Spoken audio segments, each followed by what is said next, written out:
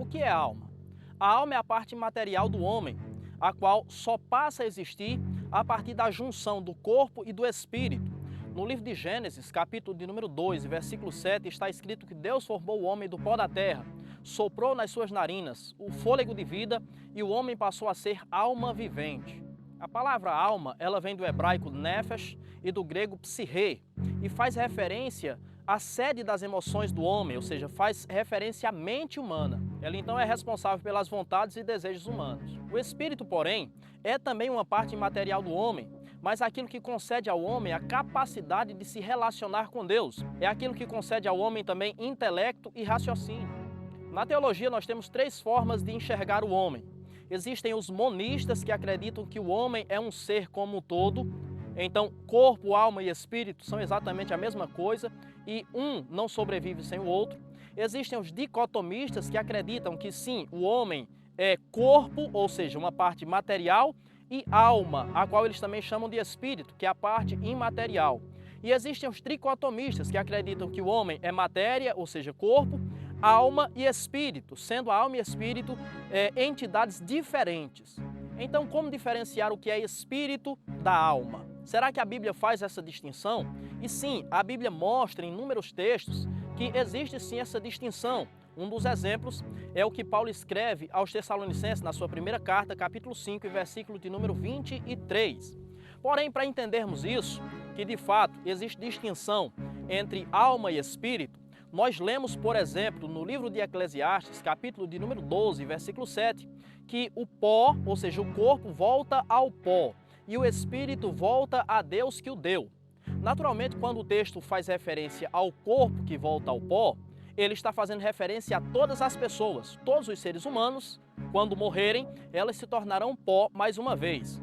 Então, naturalmente, ela está dizendo também que todos os espíritos voltam a Deus, independente da pessoa ser cristã, da pessoa ser crédula em Deus ou não. Todos os espíritos voltam para Deus, pois o espírito é aquilo que possibilita, de fato, o homem ele ter vida. Quando nós lemos no Evangelho de Lucas, capítulo 12, versículo 20, numa parábola que Jesus está contando, Jesus ele diz: louco, esta noite te pedirão a tua alma, e o que tens preparado, para quem será? Ora, se a Bíblia Sagrada diz em Eclesiastes capítulo 12, versículo 7, que o Espírito volta para Deus, por que que em Lucas 12, 20, Jesus diz: essa noite te pedirão a tua alma, e o que tens preparado, para quem será? Por que que Jesus não reivindicou para Deus a alma desse ser? Porque, de fato, a alma é algo diferente do espírito. Ainda em Lucas capítulo 16, versículo 22, o texto diz que Lázaro, ou seja, o mendigo, ele morre e é levado pelos anjos ao seio de Abraão. E o rico é morto também e é sepultado. E no inferno ele está em tormento. Então, vamos entender. Se o texto diz, mais uma vez, que o espírito volta para Deus, então naturalmente Lázaro ele não deveria ter ido para o seio de Abraão, que era um lugar diferente de onde Deus está, que hoje nós chamamos de paraíso. Ele deveria ter ido direto para a presença de Deus. Da mesma forma, o rico não deveria estar em tormento no inferno. A Bíblia deveria dizer que ele foi, ou seja, o seu espírito foi levado a Deus, mas na realidade não é isso que ocorre. Então, se o espírito volta para Deus, é claro para nós que quem está no seio de Abraão não é o espírito de Lázaro, mas a sua alma. Da mesma forma, não é o espírito do rico que está em tormento no inferno, mas a sua alma. Ou seja, a alma do ser humano é aquilo que vai, de fato, prestar contas pelas atitudes do ser humano. O espírito é o fôlego de vida e ele volta para Deus, de todos os seres, quer sejam ímpios ou quer sejam santos. Mas a alma vai depender da vida que a pessoa levou aqui na terra. Então, se ela for uma pessoa temente a Deus, naturalmente a sua alma vai para o paraíso, para o estado intermediário, esperar a ressurreição dos mortos, para ter o encontro de fato e definitivo com Cristo.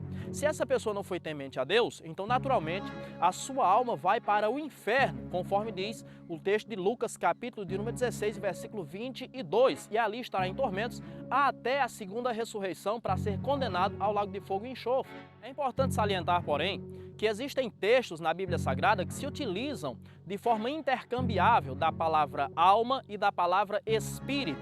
Então, por exemplo, quando você lê 1 de Pedro, capítulo 3, versículo de número 19, você vai encontrar ali espíritos em prisão.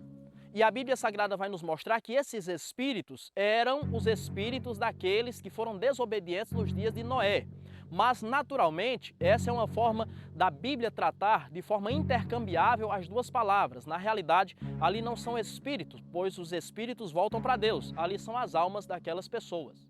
Isso fica mais claro para nós lendo o livro de Apocalipse, capítulo 6 e versículo 9, que mostra as almas dos que foram mortos durante a grande tribulação debaixo do altar de Deus. Então eles não estão necessariamente na presença de Deus, eles não estão com Deus, mas estão debaixo do altar de Deus, ou seja, num lugar separado, esperando também a vinda de Jesus para que eles possam ressuscitar e assim reinarem com Cristo durante os 1000 anos. E estão ali clamando, de fato, por justiça, para que Deus se vingue da sua morte com relação àqueles que os mataram aqui na terra. Então, a alma é a parte imaterial do corpo humano que é responsável pelas vontades, pelas decisões, pelas atitudes do ser humano.